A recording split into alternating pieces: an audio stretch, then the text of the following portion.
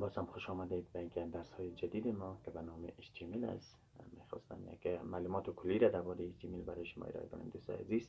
بعد از اون میپردازیم به درس های پرکتیکل خود، یعنی عملی خود.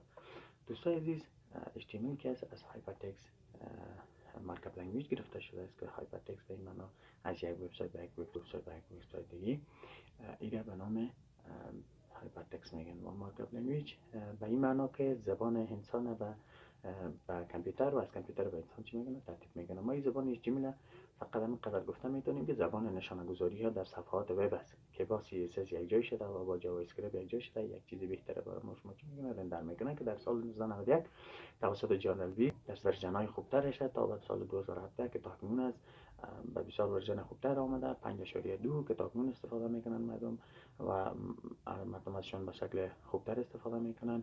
این کنسیسیوم هیچ وقت باورش نمیشد که قدر زودتر پیشرفت کنه و پیشرفت داشته باشه این زبان لنگویج. و این زبان لنگویج زبان برنامه نویسی نیست.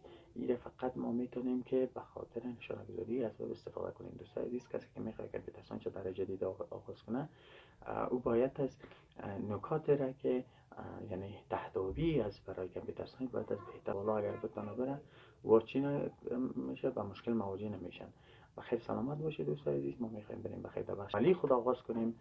اگر کدام سوال جواب داشتید لطفا به خاطر بهتر شدن برنامه ما میشه سوالات و محتویات باشه. دوستان عزیز، شما میتونید همیشه در هر موضوعی کدام اعتقاد داشته پیشنهاد داشته ما در خدمت در واتساپ ما یا در کامنت این برنامه بگذارید و هر آن چیزی که شما میخواهید ضرورت دارید برای ما بنویسید. ما ان در برنامه‌های بعدی میخوایم او را ترتیب کنیم تنظیم کنیم برای شما ابلاغ کنیم. دوستان عزیز خوش سلامت باشید تا برنامه بعدی.